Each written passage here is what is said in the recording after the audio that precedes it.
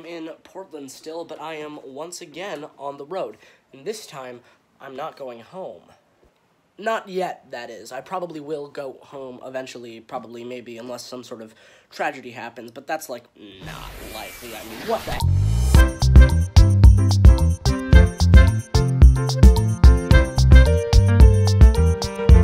And we are back at everybody's favorite place, the Portland Airport. You could even say it's the Air Portland. You could even say it's the Air Portland. New roof. All right, brother man, this is where we part ways. Why?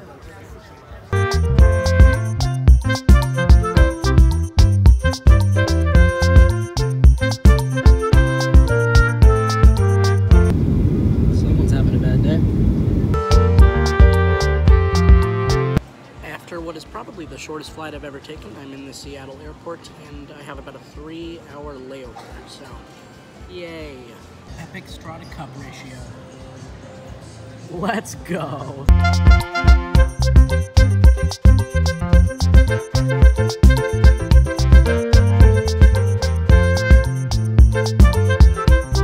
Flight landings can be a little sudden, but none of them are as sudden as Air Force One's brake run.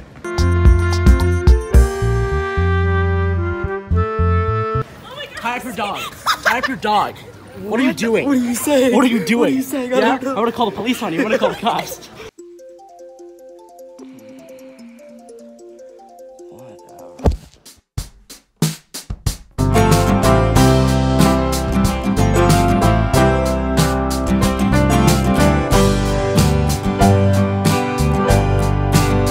Hello everybody, and welcome back to another episode of Amusement Adventures, the series where I document my day at a park, reviewing the rides I rode, the food I ate, and even the journey to get there. I will cover it all.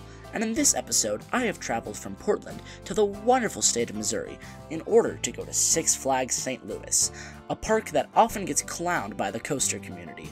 But does it deserve all the hate? Well, I'm about to find out. But before I embark on this journey, let me tell you a little bit of the history of this park.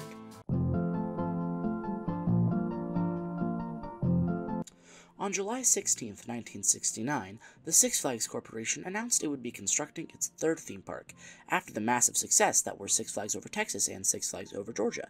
The theme park would be located in Eureka, Missouri, just a few miles west of St. Louis. After 2 years of construction, the park opened to the public on June 5, 1971. The park, known as Six Flags Over Mid-America, was a huge success, opening with many rides, such as a racing aero mine train, a log flume, and a sky ride. The park operated under that name for 25 years, but for the park's 20th anniversary, it decided to rebrand to Six Flags St. Louis. The name it is known as today by folks like me, who was ready to roll out of bed and get ready for the excellent day that was to come.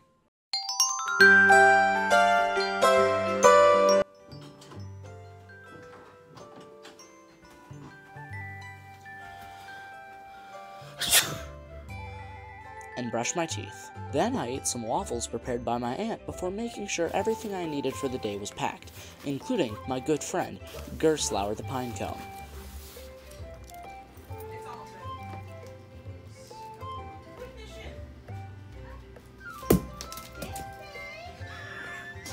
Just like old times. And after that absolute brutalization of Gurstlaure, all that was left to do was step outside.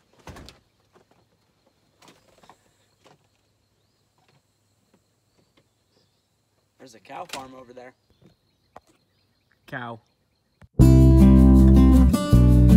There were indeed cows, and it was a very pretty morning. The kind of morning that makes one super excited to go to a park. So with that, Cosmic, Gurstlaure, and I all stepped into the car to begin our journey.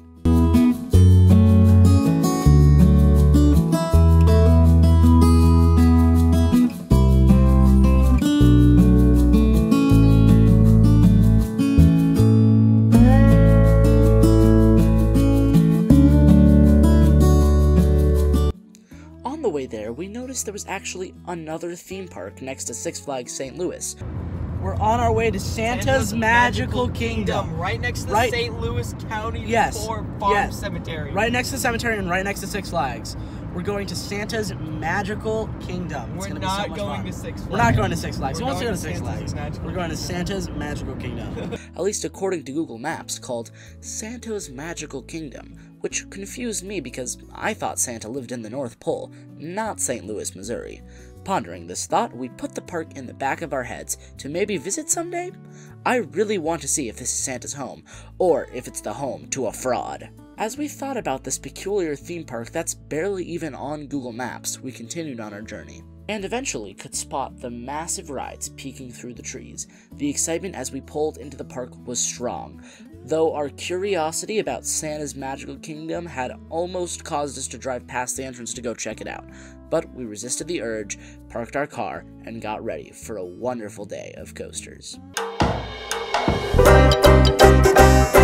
So it still sucks that we made a wrong turn and ended up here instead of Santa's magical, whatever it's called, Santa's Magical Kingdom. But luckily I have a Six Flags pass on me, so we could just like go here. So that's cool.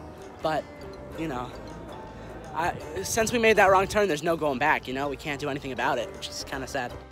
After parking, we walked up to the entrance of the park, which is genuinely a really nice entrance. They have this really cool sign with the St. Louis Arch and some nice trees, and before we knew it, we were in the park. I have no clue where I'm going. We'll figure it out. Wait, you don't know where you're going? No, we're just Where walking. do you want to go first? I have no clue. I was not quite sure what I wanted to ride first, but as soon as I saw Mr. Freeze's inverted top hat in the distance, I knew that had to be the coaster I rode first. Okay, Mr. Freeze is open, so we're gonna go ride it like right now. Heck yeah. Yeah. Yeah, boy. I like how I'm breaking my hand to get the shot. his hands like... I'm like going like that. So, Cosmic and I made our way over to the entrance to experience this chilling coaster. Mr. Freeze's queue is honestly annoyingly long. It zigzags back and forth for a long time before finally entering the building. The building does have some cool exterior theming and some cool lighting on the inside, but the indoor portion of the queue is quite short, and before you know it, you enter the station. The station for the ride is really cool. It's well lit and has a cool industrial vibe. There's even a statue of Mr. Freeze himself. And the transfer track that brings the train into the launch position is also a treat to watch. The trains themselves are fairly comfortable and way better than the Premier trains you see today. They have lap bar only restraints that are way more comfortable than the comfort collars you tend to see on Premier rides nowadays. Once you are seated in these trains, the ride experience will begin. The ride starts off with a transfer table that moves the train into the launch track position before the ride suddenly launches backwards. That's right, the first launch on this ride is entirely backwards, and it's an intense launch too. The feeling of jolting up to speed that fast backwards is really unique and super thrilling. The launch track is also almost entirely enclosed, so your sense of speed is really increased. You then fly into the ride's inverted top hat. The rise up into this element is jam-packed full of positives, and the inversion at the top has some terrifying hang time, and some wicked laterals twisting you to the side as you plummet backwards toward the ground. Into another positive-packed valley. After this incredibly powerful valley, the train soars into an equally intense and positive-filled fast-paced overbank turn, and through another intense positive-filled valley before flying up a vertical spike. The whole section from the bottom of the inverted top hat to the vertical spike is incredibly intense and full of positives, and it's made more intense by being so sustained, and by the fact that you're going backwards the whole time. The spike itself is also made more intense by this fact, as you are facing directly towards the ground as you climb, and midway up the spike there is also a launch that propels you further up. This is an incredibly odd sensation, as you feel like you should be stalling out and falling back down, but the launch defies gravity and keeps propelling you up, making for some awesome weightlessness. And this combined with facing the ground the entire time makes this moment genuinely incredibly trippy. After the launch, you stall out and begin to fall down the spike forwards. This time, when you reach the launch section, the launch launches you forward down the spike. Getting launched straight down toward the ground on top of gravity pushing you down is a super crazy feeling, and causes the valley at the bottom of the spike to be even more intense than it was the first time. This effect is also carried over to the overbank turn, which is slightly more intense than it was the first time. You then rise back up into the inverted top hat, getting even more hang time than you did the first time, flipping back down and re-entering the launch/station building and hitting the brakes, ending your chilling ride on Mr. Freeze Reverse Blast. This coaster is genuinely amazing. It's super intense, fast-paced, and just overall so much fun. It's also pretty smooth, and has one of my personal favorite launches that I've been on. Overall, I think Mr. Freeze earns a solid 8 out of 10. Mr. Freeze is freaking awesome. It's so intense, it's got incredible positives, and there's really good hang time on the inverted top hat and incredible weightlessness on the spike. I love how it basically on the spike it's also like a launch, so it launches you up still. It's such a weird feeling. It's so unnatural, but it's so much fun. Yeah, that's a great ride. After getting off Mr. Freeze, we were thinking about going over to Boss, but we made a wrong turn and wound up in front of American Thunder. So, since we were there anyway, we decided to make it our next ride for the day. American Thunder's queue is a simple set of twisting paths and switchbacks wrapping around the ride structure. Though, despite not having any theming, it does give great views of the coaster as it flies above you. The station is also fairly plain. The trains for the ride look nice with the American colors on them, and they are your standard Millennium Flyer trains, so they are super comfortable. Once you are situated in the train, the ride begins with a right-hand turn with very faint laterals, which leads into the ride's lift hill. After the clackety lift hill, the train drops into a twisting drop that gives a decent pop of air in the back. After this drop, you fly into a large turnaround with a faint pop of air going into the turn, good laterals throughout, and a great pop of flagector in the back as you drop out of the turn. The drop out of this turnaround turns slightly to the right, combining the air with faint laterals. You then fly over a quick speed hill that gives a quick pop of ejector before whipping through a quick snap to the right and into a large bank turn with good laterals. The drop out of this turn also descends quite sharply, so it gives a great pop of air in the back. The next element starts out like a traditional airtime hill, but levels off quickly and banks to the left before gently dropping down again. This element has great laterals and some faint air. After this, you twist into another speed hill with yet again another quick pop of ejector, before traversing a low-to-the-ground bank turn that provides faint laterals. Next up is an element that's similar to the previous one. You pop up and level off, but this time you bank to the right before popping back down. And this element is also a lot smaller than the previous one. It's like that previous element mixed with a speed hill. After you pop back down, you fly over a series of tiny little bunny hills that each give a nice pop of air. The last bunny hill also twists a bit and has some good laterals, and it drops into a tight turn that has some laterals. The turn also includes what really feels like a bank bunny hill in the middle, that manages to throw you out of your seat a bit. After this turn, you pop up one last time into the brakes, ending your out-of-control ride on American Thunder. This ride is absolutely awesome. The whole thing is so twisted and fast-paced that one element really does not stand out. They all blend together perfectly to create an awesome out-of-control experience, and it's really quite smooth. GCI never fails to make a great wood coaster, and I think American Thunder easily deserves an 8 out of 10. An absolutely awesome wood coaster. American Thunder is really, really good GCI. It's got some great airtime, especially the first drop actually gave some pretty shocking airtime. Yeah, great GCI overall. Really, really good coaster. After getting off American Thunder, Cosmic and I decided to correct our earlier wrong turn, and this time actually go to what is probably the park's most iconic coaster. A polarizing coaster to say the least, and one I had a feeling that I would either really like or really dislike, that coaster being none other than the Boss. But on the way there, we passed right by Pandemonium, the Gurstlaure spinning coaster. At the side of the coaster, Gurstlaure the Coaster Cone practically jumped out of my pocket, and since he was so enthusiastic about riding it, and it was on the way to Boss, we decided to give this little family spinning coaster a try. We're taking Gurstlaure on a Gurstlaure. I think I'm going to start a Gurstlaure count, similar to the credit count for Gurstlaure. So whenever he goes on a Gurstlaure, it'll add to his Gurstlaure count. This will be Gurstlaure number 2 for him. Pandemonium's entrance is pretty neat. It kind of looks like a backstage for a concert, which is cool, but it does kind of feel cheap. The queue itself weaves under the ride, giving good views of the coaster. The station for the ride, like basically all of the coasters at this park, is fairly plain. The trains are simple 4-person cars with 2 seats on either side facing the center, with simple lap bar design. They're quite comfortable. and as soon as you sit down in these seats and put the bar down, your ride experience will begin. This roller coaster begins with a left-hand turn out of the station into a fast-paced lift hill. Once you reach the top, your car will unlock and you will begin spinning.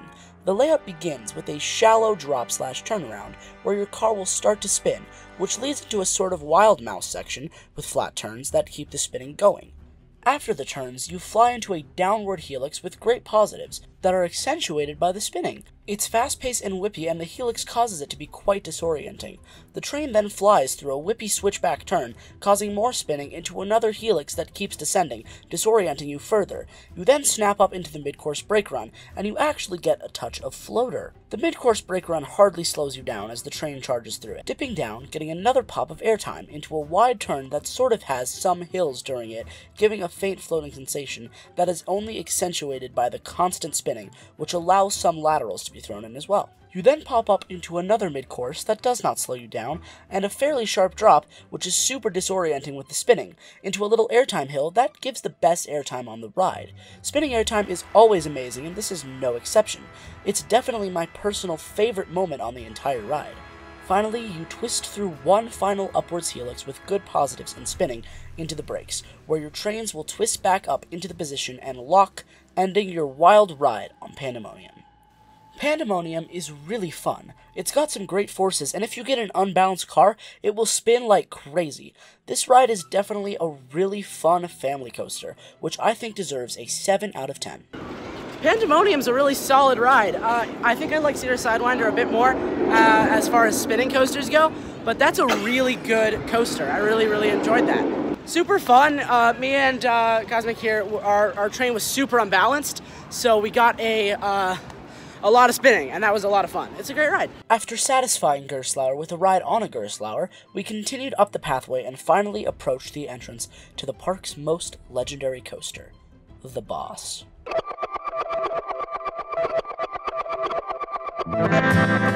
The Boss's entrance is really cool. It's like a massive stone gate, and it's quite imposing, just like the coaster itself. The queue for this ride is kind of obnoxiously long, just like Mr. Freeze. It just keeps going. Upstairs, downstairs, all around. While we were walking through the queue, we did get a cool view of the track for the new Rookie Racers, which I hear has now been completed and is actually open. So I hear for this ride, you either love it or you hate it. You either think it's awesome or you think it should be RMC'd, or you like it but still think it should be RMC'd. So I'm very curious to see. My number one is Ghost Rider, and that's a CCI, so if this ride is similar, I might be a huge fan. But if it doesn't run great, I don't know. I'm very curious. And as we kept walking, Cosmic kept hyping up the ride. Cosmic here absolutely loves this ride. I do. It's a great ride. It's my favorite ride in the park. Well, there you go. So I'm very excited to see how I feel about it. He kept saying it was amazing and the best in the park, so that made me even more intrigued about the ride. The station for this ride is fairly plain, and so are the trains. The trains are actually made by Gurstlaure, so of course Gurstlaure the Pinecone thought they were amazing. They consist of fiberglass seats and a pull-down lap bar. Once the lap bar was in fact pulled down, the train will begin dispatching, and your ride on Boss will begin. Boss starts with a wide right-hand turn with very faint laterals into the long, slow, clacking lift hill. The top of the lift chain drops into a quick left-hand turn with faint laterals. It was at this moment that I asked Cosmic if I should put my hands up or brace myself, and he said, brace yourself. And boy, was I glad I did. The first drop is fun, it's long and fast, and gives a pop of floater in the back row. However, it is very shaky. You can tell immediately you're in for a bit of a rough ride. After this drop, you fly into some straight track, where the shakiness is incredibly present, before dipping down into a sort of speed drop, flying under the ride structure. This little dip is really unexpected and fun and provides a nice pop of air in the back row, but it is incredibly shaky and bumpy. The next element is a wide upwards turn with good laterals throughout due to the speed. At this point, it goes without saying, but this part of the ride was very bumpy and shaky. The whole ride is, so I'm just gonna go without saying it for the rest of the review. The turn levels out as you rise up into the ride's first turnaround. The rise itself is very shallow and does not do much, but the turnaround does have some faint laterals, and the drop off the turnaround does give some faint airtime. You then fly over a bank turn speed hill combo that does not have much airtime, but does have some decent laterals. After this, you once again start rising as you're turning to the left, getting some more laterals into another large turnaround, which is slow and mostly uneventful. The only thing you feel is a hint of laterals, about as much as you feel on the first turn out of the station. You then hit the ride's trim. This thing slows you down a ton, killing the ride's pacing, but I'm sure it does serve the purpose it was originally added for in making the rest of the ride a bit more bearable. Due to the trim, the drop off the mid-course does not have any airtime. Right after this drop, you immediately fly up into yet another turnaround. This one does have a dip in the middle with some okay laterals. But because of the trim, the train really crawls through this element. The drop out of this turnaround has really faint airtime, but it really does not do much else. The train also then traverses a lateral-filled bank turn that, while being shaped kind of like an airtime hill, is much too drawn out to give any airtime. You then rip through a small section of straight track before flying over a sort of twisted airtime hill that gives an okay pop of airtime and some laterals. The next element is another elevated lateral bank turn, before dropping down into a wide lateral turn that, while being intense and filled with laterals, has to be one of the rougher parts of this already very rough ride. This turn leads into a little bunny hill that easily gives the best airtime on the ride, and has an actual quick pop of ejector, making it my personal favorite part of the ride. This bunny hill is the final element before you pop up into the brakes, getting one last pop of air, ending your crazy, shaky, and out-of-control ride on the boss. This ride is very interesting. I can see its appeal. If the ride was smoother and ran without the trim, I honestly think it would be elite, but this ride does neither of those things, and the shakiness, combined with the relative slowness of the second half due to the trim, really brings this ride down for me.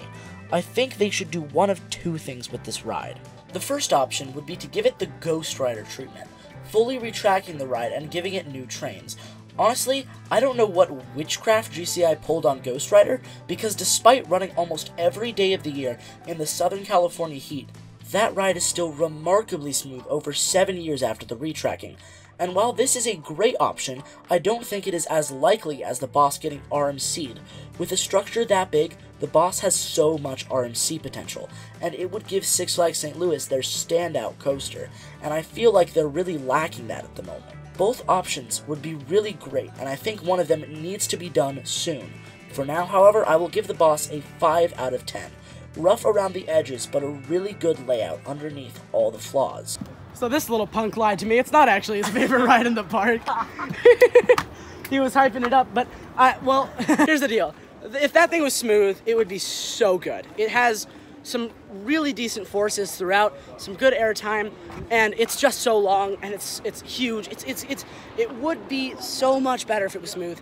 So if they could either A, give it sort of the Ghost Rider treatment, give it new trains, give it a full retrack, that would be awesome. But if they could B, also RMC it, because this thing has so much potential to be an RMC. Like, it's unreal. So I'm in the RMC boss or retrack it camp. I think retracking it might be my first pick, but I think it's less likely than RMC. So I think I would go with RMC at the end of the day as more likely, and I really hope they eventually do it. I don't think we can stress this enough. That ride is very rough. It is very rough. It's very, very rough. And I don't find many coasters to be that rough. That one I would say is rough. It's not like unbearable. Like, I could do it again. I could probably not do it more than twice in a row. After our ride on the boss, we went and got some water and sat down and let our insides get a little bit unjumbled. We then decided to go and ride Screamin' Eagle, but Cosmic was not feeling great after the boss, so I decided to ride it myself as he sat out for the ride. So I walked up to the ride's entrance.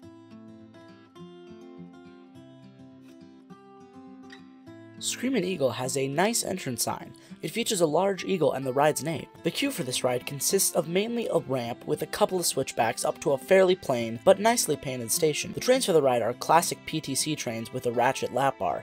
These trains are fairly comfortable, but could use maybe a bit more padding. Once you're seated in the trains, the ride begins by traversing some straight track into the lift hill. Like most wood coasters, this chain lift is quite slow. Once you're finally at the top, the train takes a right-hand turn, and sadly, this is probably the smoothest part of the ride, because from here on out, the ride becomes brutally bumpy. The way this ride runs is truly the definition of jackhammering. The drop is okay and has some decent air in the back, but this is when the jackhammering really kicks into gear.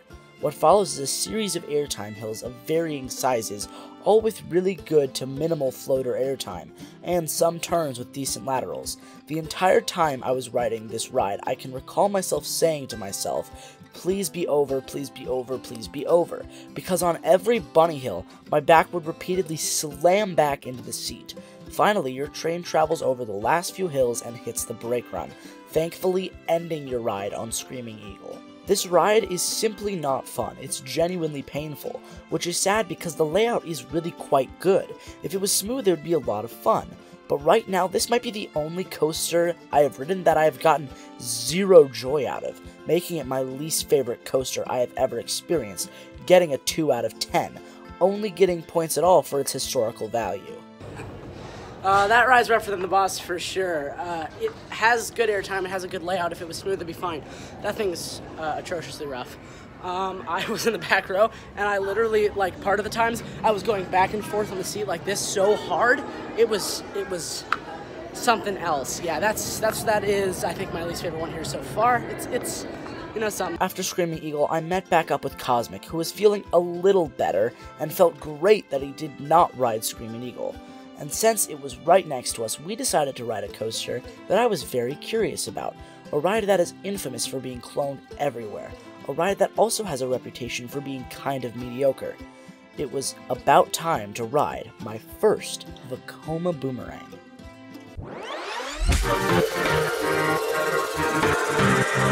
Well, this is my first Vekoma Boomerang. The number of them I ride will only go up and up. Up and up and up and up, you get the point. I've heard this is one of the better boomerangs out there, so I'm kind of curious, but yeah, it's very interesting. Boomerang's entrance sign is kinda cool, but the queue and station are both nothing to write home about. The trains themselves are also fine, but they are a bit tight and don't have much padding. The over-the-shoulder restraints are also a bit bulky. The ride begins with the lift hill out of the station, but backwards, lifting you up a pretty decent height. I didn't realize how high these things actually are. Then you release and fall forwards, down the lift hill and back through the station, getting good positives, and then you fly through the station into the first element, a cobra roll. Now, I have heard this is one of the better boomerangs out there, as far as smoothness goes, and really, it was not that bad. There was only a little headbanging and a touch of shakiness in the tracking, but it was nothing awful. Honestly, this ride is way smoother than like a third of the rides at this park.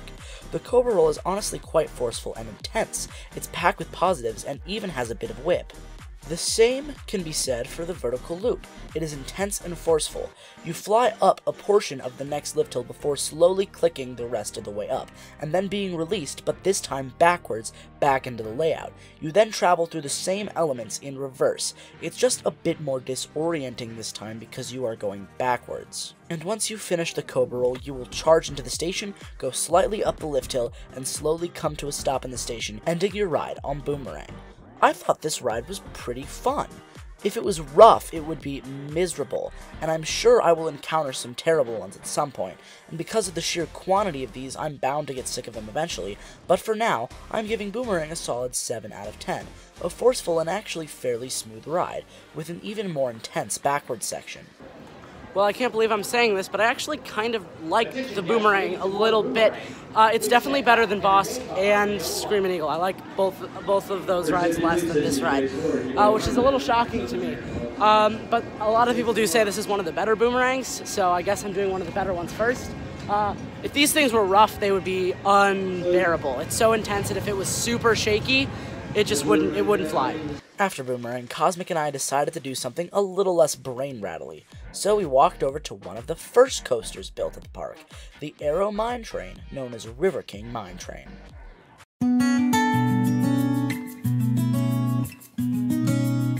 River King actually has some decent theming. Most of the queue is inside a covered wooden building. Once you reach the station, you board the decently comfortable trains and pull down your lap bar. The ride begins with a right-hand turn out of the station into a section of straight track. You then turn left slightly before rising up a short, clackety lift hill.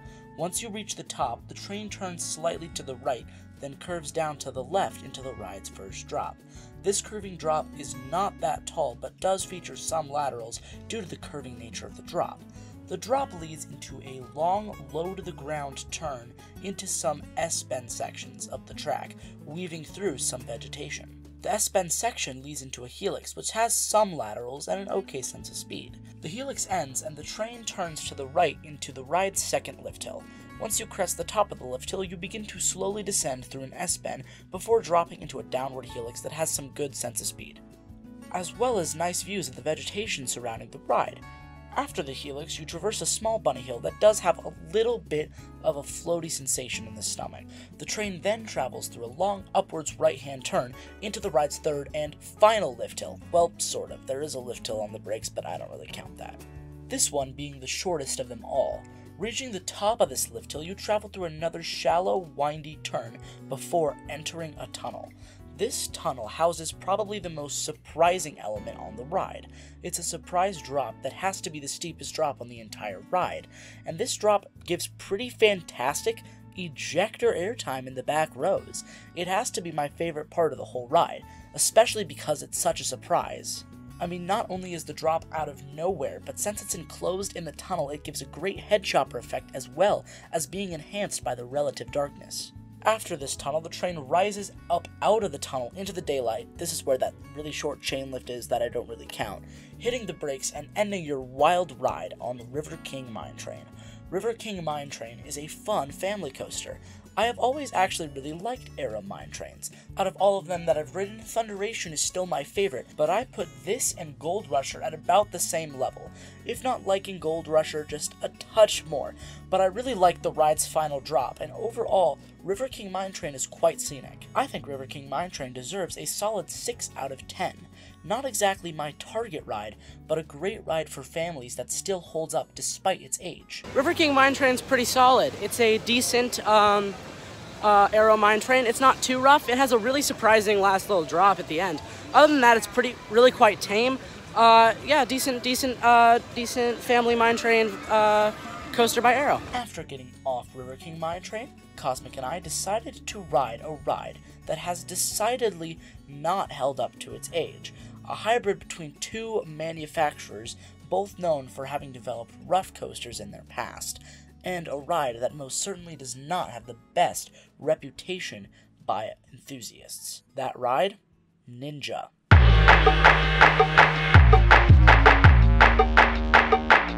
Ninja has a fine entrance sign. It's a little ninja with the title of the ride underneath it. It's also surrounded by bamboo on all sides. The area around the entrance is a touch lackluster though. It's probably the worst looking area of the park. I don't remember much about the queue for this ride, but I do know that it did not have much shade, and it had little to no theming, though that does go for all the rides in this park. Luckily, the ride was a walk-on, so we were not stuck in the queue. The station for the ride is also fairly plain, which is completely standard for a Six Flags park. The trains are honestly rather uncomfortable. The restraints are over the shoulder, and they are bulky and hard. The ride begins with a turn out of the station into the lift hill. Once you reach the top, you disengage with the lift chain via a small pre-drop before bumping through a tight turnaround and into the ride's first drop. The drop has a touch of airtime in the back and some okay positives in the valley. After the drop, you fly into the ride's vertical loop. This thing has some okay positives and tracks relatively smoothly. See, the tracking is not really the problem with Ninja, it's the transitions where the ride gets really rough and the headbanging becomes its worse. The ride does have a slight bump in the general tracking, but it's definitely not horrid. After this loop, you fly through the first truly bad transition as you flip into a Sidewinder, which has some good hang time, and the exit out of this element, while being jerky, does actually offer what has to be the most terrifying head chopper I have ever experienced on a coaster. The train passes under the lift return chain, and I swear it has to be inches from your head when passing underneath it. After this nail-biting head chopper, the train twists through a wide turn that is, to be honest, quite slow and jerky. After this turn, the train coasts through the mid-course brake run, slowing down slightly before dropping down, getting a bit of a floaty sensation in the back, into another jerky turn that leads into 2 hang-time-filled and surprisingly smooth corkscrews, which are in my opinion the best part of the ride. The transitions out of the corkscrews does bang your head around a bit, however, as you twist and then change direction. Dropping down into a helix. The change of directions is another one of those moments that jostles you around, and the tracking in the helix could definitely be smoother. The train transitions out of the helix into some straight track, and a final left-hand turn into the brakes, ending your ride on Ninja. Ninja is honestly not the best. The transitions are not smooth, and the layout is honestly rather boring. But there are some cool moments like the corkscrews and most notably that head chopper. I would take it over Screaming Eagle though any day. I think Ninja deserves a 5 out of 10. Perfectly middle of the road, unoriginal, and a bit rough. Ninja is it's fine. Screaming Eagle's still the roughest coaster here I think I've ridden. This one tracks fairly smoothly. It's just the transitions really bang your head around. So it's a lot of head banging / neck banging. I'm just tall enough that my head's not like between the restraints, but my neck is, so my neck is absolutely slamming against it. Very much so not comfortable. The layout itself is fine. It does have one decent head chopper with pretty low clearance. That's kind of fun. And, you know, it's got some decent forces on some of the inversions, some good hang time on the corkscrews, but, you know, the head banging sort of kills it for me. After Ninja, we just needed one more credit for the day, and that was this park's version of Batman the Ride. Now, since this ride is an exact clone of Batman the Ride at Magic Mountain, a ride I have already done a full review for, I'm not going to do an element-by-element review for this ride. If you want to see that, go and check out my Magic Mountain Amusement Adventures episode. Instead, I'm just going to briefly go over the differences that I noticed between the two rides, starting with the queue. This queue is way longer than Batman at Magic Mountain. In fact, I feel like it is a theme with the queue at this park that they are so unnecessarily long, and that carries over to this ride. The theming is decent, and the station looks really good, just as good as the Magic Mountain version. The actual ride is nearly identical to Magic Mountain, just running a bit slower, and it is mirrored. However, the strangest thing about this ride is the policy regarding flip-flops. Batman, really good. It's just as good as the one at Magic Mountain. They have the most ridiculous policy ever, though. Let me explain. So I wait in line with my sandals. I have shoes on, obviously, but they're sandals, and I get to the front. They don't allow anything on the dock, so obviously that's fine. I understand that. So I have Josh here, who is not riding the ride, take my sandals and bring them off the dock and hold them. They come over to me and they say, you have to have shoes to ride. And I say, oh, okay, I have someone holding it over there. Which I get, I understand. And then they go grab the shoes, and I assume they want to make me wear them. But he doesn't even make me wear them. He basically shoves the seatbelt through the sandals and then straps it in to the center clip there, and then, so I'm basically just carrying the sandals. I'm not wearing them. Okay, if I'm not wearing my shoes, why the heck did you have to go and grab them from someone who's already off dock in order to bring them to me just to strap them in so I carry them and still not wear shoes? Doesn't make any sense to me. I'm trying to find a reason. I always try to find the reason of these sort of policies. But that policy seems ridiculous. It seems absolutely absurd. And rides like Silver Bullet, the exact same ride, make it so easy, where you just leave your shoes on the platform. It's the easiest thing ever if you're wearing sandals, so I don't get why it has to be so complicated. Other than that, though, it's a decent ride, so, you know. After riding and dealing with that, honestly, a bit ridiculous policy, Cosmic and I decided to head out for the day. It was fairly hot, and we were both exhausted. Before we left, we stopped at the Emporium and picked up a Six Flags St. Louis Parkscape. After that, we walked out of the park, back through the sea of cars, and headed off, bodies pumped full of adrenaline from the awesome day that we just experienced. Driving past Santa's magical kingdom, wondering if we would ever go there some other day. Thank you all so much for watching and sticking with me despite the long gap in my upload schedule. And don't worry, the next video will not have nearly as long of a wait, and I have some really great content coming, so be sure to stick around. If you enjoyed the video, feel free and give it a like, and if you want to see more, feel free to subscribe. I would really appreciate it. I hope you all have an absolutely wonderful day, and I will see you all next time.